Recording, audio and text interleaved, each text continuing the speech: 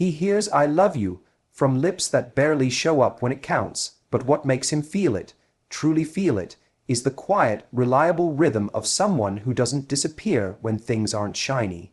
A man may not always say it, but he notices how present you are when the lights go off, when life isn't filtered, when you're both sitting in silence after a long day. That's where real connection forms, in the ordinary, in the showing up without being asked, in remembering how he takes his coffee, or noticing the way he exhales when he's overwhelmed. He registers the little patterns, the morning check-ins, the reassuring hand on his back when he's too proud to admit he's drowning, the way you don't need a spotlight to prove you're there. In a world full of promises that evaporate the moment things get hard, your consistency becomes his calm. It tells him, "I'm not just here for the highlight reel." It whispers to his spirit that he doesn't have to perform for love, that he won't be punished for being tired or distracted or not knowing all the answers. And that message penetrates deeper than any romantic phrase ever could. He remembers the woman who didn't flinch when he was uncertain, the one who stayed grounded while he figured things out. When the rest of the world only cheered for his victories, you stood with him in his mess. That kind of loyalty, it burns into his memory far longer than roses or candlelight. It's not that "I love you" doesn't matter. It's that without the follow-through, it's just a sound, not a foundation. He feels something unspoken when you anticipate his needs, when you offer your presence without needing a reward. When you're consistent, you become the one place where he doesn't have to look over his shoulder to see if you've gone. And that, to a man, is sacred. He won't always tell you, but deep down he craves this something real, something rooted, something that doesn't fold when tested. Emotional intimacy isn't about intensity. It's about knowing you won't vanish during the quiet, unremarkable days. Your steady presence becomes a rhythm he can trust, and in a world full of fleeting gestures and mixed signals, that rhythm becomes the heartbeat he relies on. When everything else feels like noise, your consistency is the song he remembers. He may never say it out loud, but what a man yearns for isn't just your affection, it's your permission. Permission to not always be the rock. Permission to have fears, doubts, and days where he doesn't want to talk, where he doesn't have all the answers, where the weight of who he's supposed to be becomes unbearable. Emotional safety isn't created through grand declarations of love. It's created in the moments you choose to listen instead of judge, to stay instead of fix, to breathe with him instead of interrogate his silence. It's in how you react when he opens up that one layer he rarely lets anyone see. Does your tone shift? Do your eyes soften? Do you give him space to be vulnerable without treating him like he's broken? That's where the real connection is born, not in the celebration of strength, but in the silent honoring of his struggle. Men are taught from a young age to carry things alone, to tough it out, to not cry, not complain, not need. So when a woman creates a space that says you don't have to be invincible with me, it changes him. It touches the version of him that hides in plain sight, the little boy inside who was told to man up, who stuffed his pain down so deep even he forgot it was there. That little boy doesn't need fixing, he needs witnessing. And when you create emotional safety, you offer that. You offer the miracle of stillness, of being allowed to exhale, not being told to hurry up and heal, not being guilted into opening up faster, but just being held emotionally right where he is. That's the kind of love that brings a man to his knees, not because he's weak, but because he finally feels free to lay down his armor. He won't always show it with tears or poetic words. Sometimes it's in how he holds you tighter without saying why. Sometimes it's in how he starts sharing things he's never told anyone, simply because your energy tells him it's safe now. Emotional safety is rare because it's quiet. It's not loud like passion or spark. It's calm like trust. And when he finds it in you, everything inside him softens. He stops bracing. He starts becoming. Because deep down, every man longs for someone who doesn't just love the strong, composed version of him, but also loves the part that doesn't always have it together, and chooses to stay anyway. You want to love him deeply, respect his mission, because for a man, his purpose isn't just a goal. It's part of his identity. It's the reason he wakes up early, pushes through exhaustion, or disappears into his own head sometimes. He's not ignoring you, he's trying to become someone. And when you respect that, when you don't make his ambition feel like a threat to your relationship, but instead something sacred, you don't just support him, you inspire him. A man feels most drawn to the woman who doesn't compete with his calling, but complements it, the one who doesn't take it personally when he's quiet because his mind is in building mode. The one who understands that sometimes love means letting him go to war with the world and being the reason he wants to come home. That kind of emotional intelligence hits him in places I love you can't reach. You see, when you mock his ideas, dismiss his vision, or constantly ask why he's always working, it chips away at his confidence. But when you lean in and say, I see where you're going, and I believe in you, even when he's not there yet, your voice becomes the one he carries in every room he walks into. A man's purpose often isolates him. He feels the pressure to provide, to protect, to win. But the woman who respects that pressure without adding to it, she becomes his peace. He may not say it, but he notices the difference between someone who waits for him to fail and someone who stands beside him while he builds. She doesn't need to be the center of every moment because she understands her power doesn't come from being seen. It comes from being felt, especially in the background when the spotlight is on his dream. Respecting his purpose doesn't mean you have to lose your own. It means you hold space for both. You know that love doesn't always look like romance. It often looks like patience, encouragement, silence that doesn't feel like distance but like trust. And that kind of love that stays with him when he's doubting himself. When others question his ability, your belief becomes louder than their doubt. To a man, that's not just love, that's alignment. It tells him you don't have to choose between who you're becoming and who you love. And that message is unforgettable. There's something rare and unforgettable about being admired for who you are, not just for what you give. Men can spot the difference instantly. The difference between someone who flatters them to get something and someone who genuinely sees the gold in them without an agenda. That's what admiration without expectation is. It's the look in your eyes when he's speaking about his wild ideas, and you're not waiting for your turn to talk. You're soaking in his passion like it matters to you too. It's telling him you're proud of him when no one's watching, when he's not holding a trophy, when the world hasn't applauded him yet.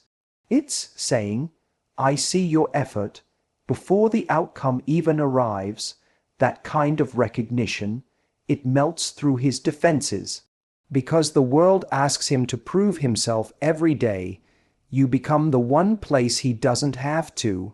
He may not say it in flowery words, but when you admire him authentically, it awakens something in him. It makes him want to rise, not to earn your love, but because your love reminds him who he is. Admiration is not flattery. It's not manipulation. It's not stroking his ego to get your way. It's deeper. It's when you notice the details he thinks no one sees. The way he's trying to be a better man, how he holds it together when life's falling apart, how he chooses integrity when shortcuts are easier. When you point those things out, not because you want a reaction, but because you're truly moved by them. He begins to trust you with his truth. Because you're not just loving the performance, you're seeing the man beneath it, and this is what he cherishes more than hearing, "I love you." He treasures being seen in the moments when he feels invisible.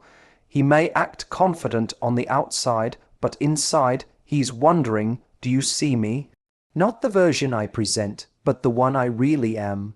When admiration is offered freely, without strings attached, without follow-up questions, without "Now, what will you do for me?" he breathes. He feels safe, and when a man feels that kind of acceptance, he wants to give more.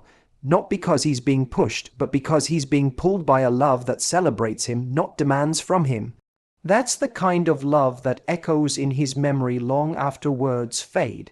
There's a kind of silence that doesn't feel like absence. It feels like presence.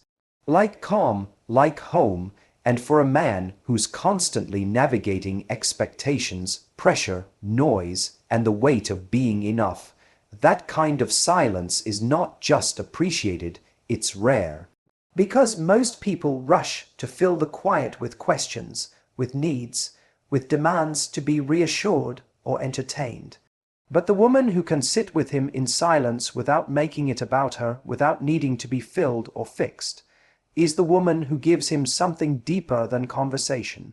She gives him peace, the kind of peace that reaches parts of him even he doesn't understand, the kind that makes him exhale in your presence without even realizing he was holding his breath.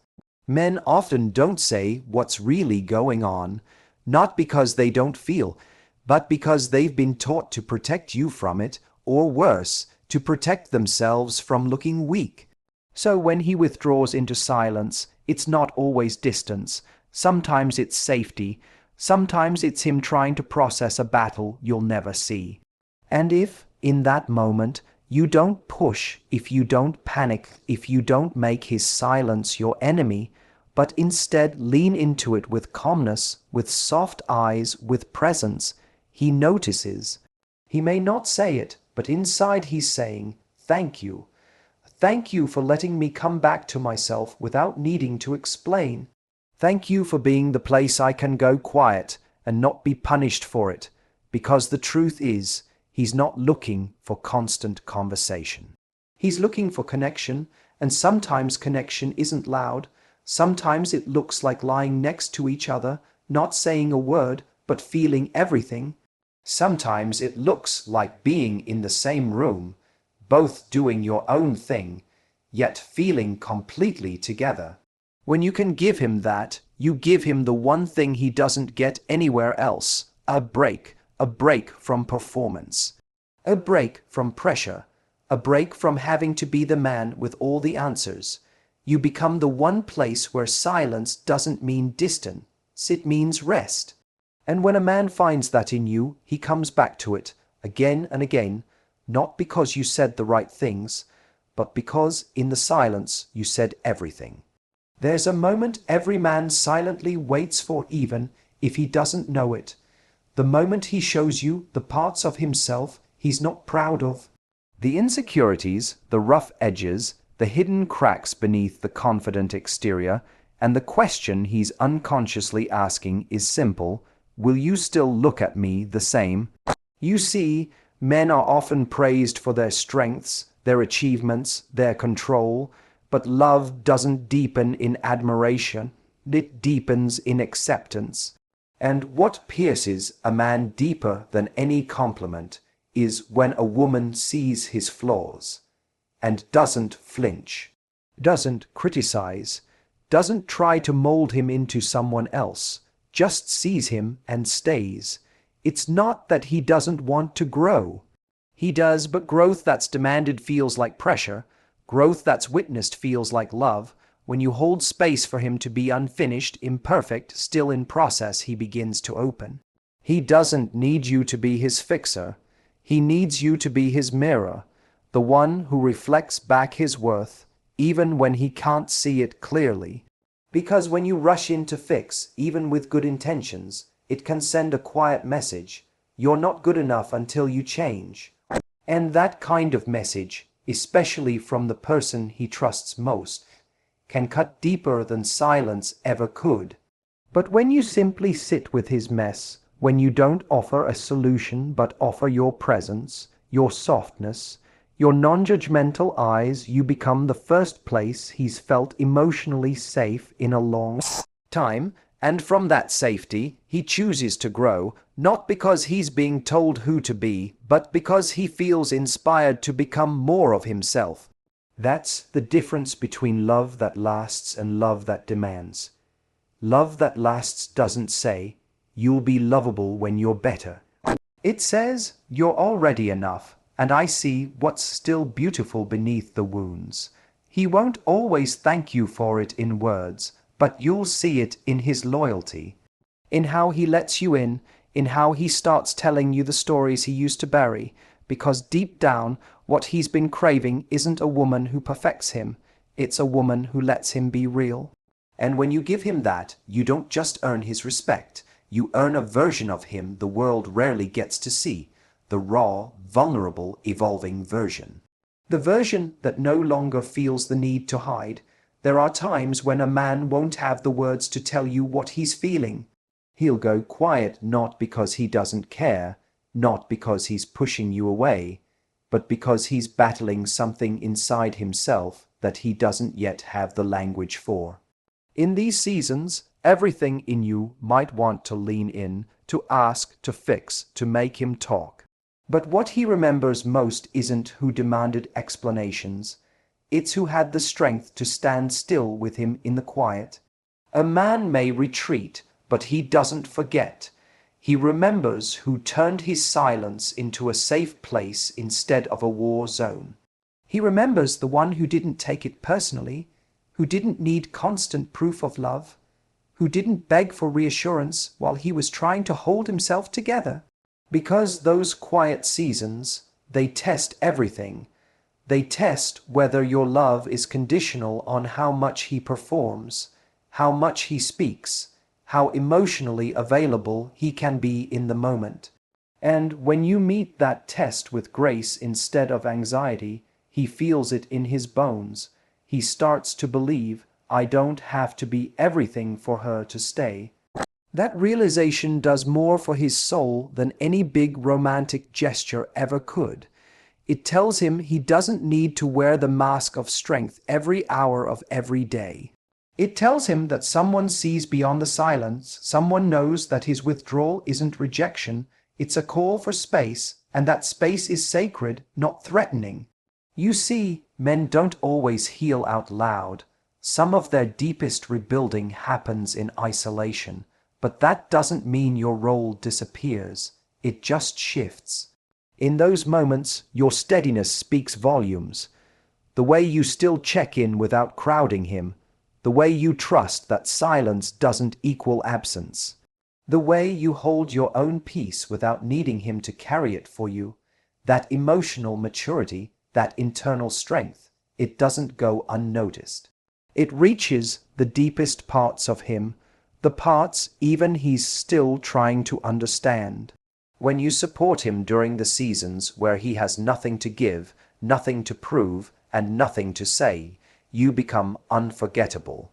You become his anchor, his refuge, his proof that love doesn't vanish when the energy fades. And later, when the storm passes, when he resurfaces, he doesn't just return out of obligation. He returns because he knows. He knows who stayed when it wasn't fun, who stayed when he couldn't offer a thing but his quiet presence. And that kind of love, that's the kind he holds with both hands and never takes for granted. There's a quiet war every man is fighting, a battle between who he thinks he is and who the world tells him he's supposed to be. And while he might walk tall, speak confidently, and smile like everything's in control, underneath it all, there are questions that haunt him. Am I enough? Am I doing this right? Do I matter beyond what I provide? Most people only speak to his surface, the job, the status, the image.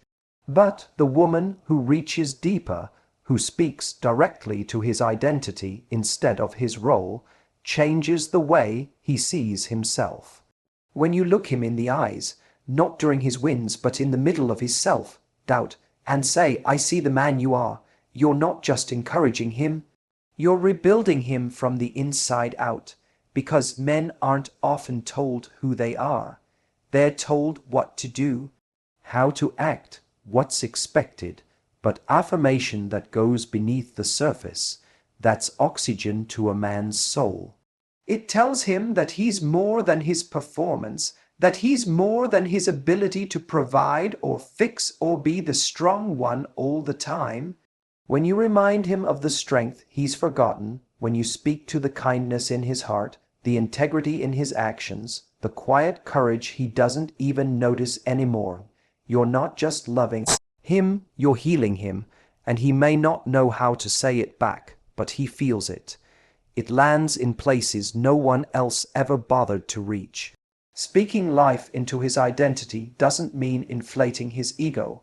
It means reminding him of who he is when he's forgotten. It's saying, "I know your heart," even when he's withdrawn. It's seeing the good in him and reflecting it back with words so honest, so steady, that it becomes impossible for him not to believe it. And the timing matters too. It's easy to say you're amazing when he's winning. But when he's low, when he's doubting, when he's afraid he's falling short, that's when your voice holds the most power. It becomes his mirror when he's lost his reflection. And over time, he begins to carry your words with him. Into his work, into his struggles, into every room where he's questioned or challenged or made to feel small. Your words echo, "You are already enough." That's not just support, that's legacy, that's love that builds him, not just loves him. Love that speaks not just to what he does, but to who he is. There's a part of a man that longs to lead not out of ego, not because he wants control, but because it affirms something deeply wired into his spirit. The desire to protect, to provide, to guide. With purpose, it's not about dominance, it's about direction, and when a woman confident in her own strength knows when to lean back and say, "I trust you with this," it doesn't make her less powerful, it makes her irresistible, because to a man, being trusted is love in its most powerful form. And when you allow him to lead in the moments that matter, not every moment, but the ones that touch his sense of purpose, you don't just make him feel respected, you make him feel honored. This isn't about shrinking yourself or silencing your voice. It's about recognizing that leadership in love is fluid. Sometimes you lead, sometimes he does. But when you choose to let him take the wheel, not because you have to, but because you believe in where he's going, you awaken something fierce and focused in him. You signal to him that you see the man behind the hesitation, the weight of decision making, the responsibility he carries quietly every day. And he rises to that trust. He may not say it, but it inspires him to become a stronger version of himself, not because you told him to, but because you believed he already was. Men are not moved by being told what to do. They're moved by being believed in. And when your posture says, "I'm not afraid to let you lead here," it doesn't mean you're giving up your voice.